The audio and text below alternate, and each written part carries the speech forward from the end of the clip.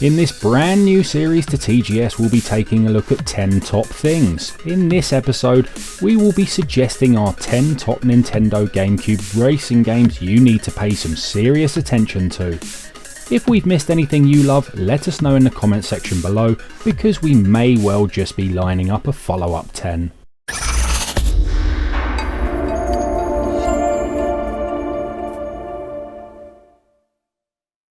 The Humble Olive.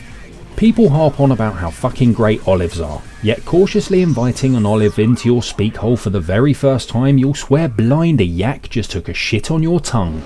Get past the first few failed olive meets mouth exams and you'll realise you actually love those little salty fucks. Modellista isn't very dissimilar to an olive. Horrific at first with some of the most loathsome vehicle handling ever seen in a video game, but persevere with this colourful cel-shaded wonder, and what awaits truly is worth a tongue turd you wrestled with when you first booted it. And my god, she is pretty.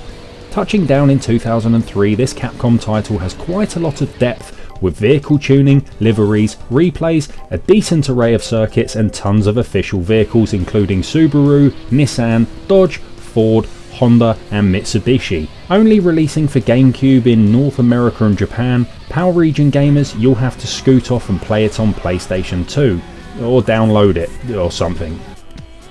R-Racing, or R-Racing Evolution, is a Ridge Racer spin-off. This story-driven racer features 33 officially licensed cars and a zany story following the career of Renner, a former ambulance driver. Developed and published by once racing game masters Namco, this 2003 title is much more besides just a standard track racer. With some very good car physics and graphics, each race you partake in you'll earn RP, which you can use to unlock new vehicles and races. With car customization, time attacks, individual race challenges and the story mode, the game even includes rallycross events. Some of the cheesiest cutscenes to have ever graced a racer, R-Racing Revolution has a guilty pleasure sort of charm to it, akin to revisiting old He-Man episodes. Well worth a few hours playtime and 100% worth visiting some of the deeper challenge races. Somewhere buried within this title is also a bonus version of Pac-Man Versus. It's a Versus version of Pac-Man, in case you were confused. Selling 150,000 units on GameCube, Burnout 2 Point of Impact will easily while away the hours. A decent enough looking game which can be grabbed fairly cheaply. The game does lack a certain depth, however it makes up for this in being a bag of fun to play. Featuring a standard set of races across multiple circuits, multiplayer, time attack and an absolutely delightful crash mode wherein you must crash your vehicle and cause the most amount of carnage. A solid pick up and play experience, but forgettable in the long run. In summary, Burnout 2 Point of Impact is in many ways like your mum. Yes, your mum. Fun to play with in short doses if nothing else better is available. Hell, bring a friend or two, it might be an even better night. 18-Wheeler Pro American Trucker is an arcade port. As pure and beautiful as any Sega arcade game there's ever been, this make it to the finish line before the time runs out truck racer sees you racing across America in a variety of trucks with a chosen cargo, trying to beat a mad fellow trucker called Lizardtail to your destination.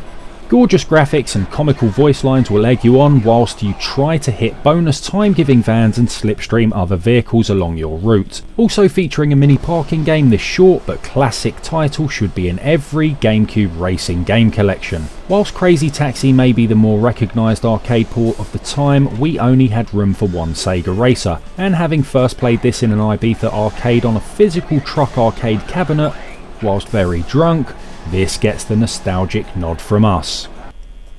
Do not mistake GT Cube for Modellista. Although this is a circuit/street racer featuring real life vehicles done in cel shaded sexiness, the two games couldn't be more different. GT Cube is a sequel to a game called GT Advance 3 Pro Concept for the Game Boy Advance, and this only came out in Japan. Featuring two distinct handling styles to choose from, drifting and traditional racing, the game sees you racing through various street and circuit courses in set car classes, unlocking vehicle modifications with which to tune your favourite vehicles. The handling in this title appeals to a wide range of racing game fans, with drifting being ultra fun and reasonably unforgiving, whilst standard racing handling is as you'd come to expect, and a great deal better than Auto Modellista's lubed up banana approach. With Quick Race, Championship, Versus, Time Attack, Tuning, and a special drifting combo mode, this little known title deserves a lot more love, so go out and give it some, you seedy bugger. Renowned 19th century American novelist Herman Melville once said, "It's better to fail in originality than succeed in imitation." Herman was wrong. And he's dead. So he can poke it. Pac-Man World Rally is in every single way a Mario Kart clone, and it's a very bloody good one. Featuring 15 circuits to race around, you will collect the usual array of power-ups to attack other racers, as well as picking up fruit to unlock secret shortcuts or pack dots to engage the Pac-Man Ultimate, which will see your opponents turn into ghosts, enabling you to eat them up. Featuring the Pac-Man franchise's wild array of zany characters like Pac-Man, Miss Pac-Man, Inky, Blinky, Clyde, Colin, Kevin. Yep, they're all there. The game also features Battle Arena mode, which is pretty much exactly as you'd expect. If by some absolutely shit-brained logic you don't like Mario Kart but still fancy a karty game, grab this.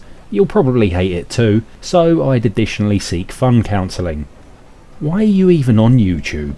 The Ronaldinho of GameCube racers. The box art made to look as shit as humanly possible, so shit in fact that visiting Blockbusters on a Friday night armed with a free rental voucher when all the other games are out of stock except Pro Rally, with the guy behind the counter also throwing in a free tub of Ben & Jerry's fish food and a 2-litre bottle of Coke and his fit sister's phone number on the premise you take the Ubisoft game home with you and never return it, you'd still not take it. Don't let the box art fool you on this sleeper title. It's the dog's danglies. Well, eventually it's the mutt's nuts. You see, at first, before you can actually get to rallying, you have to undertake the most boring and long tutorial sessions in order to gain your rally license. Fuck me, it's painful. Don't make the mistake I did, several times. There's no autosave here, so make sure you click save after giving up or you'll lose all your progression.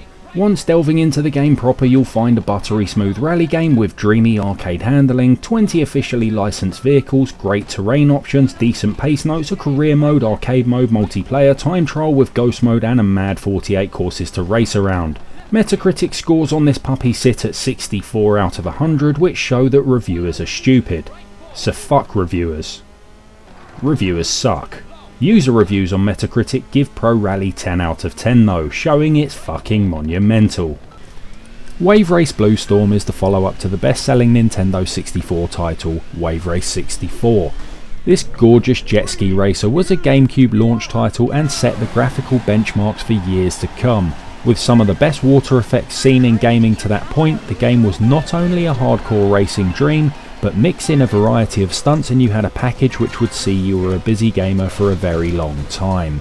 Featuring Championship, Time Attack, Stunt Mode, Free Roam and Multiplayer, and 8 unique characters, Wave Race Blue Storm throws changeable weather into the equation to mess with the water physics, therefore adding a great deal of difficulty into the mix. With the console launching with titles such as Star Wars Rogue Squadron 2 and Luigi's Mansion 2, this game didn't receive quite the hype it should have. So go and tell your other half you've some important shit to do this afternoon and go and give it a spin. This truly is a marvel to behold.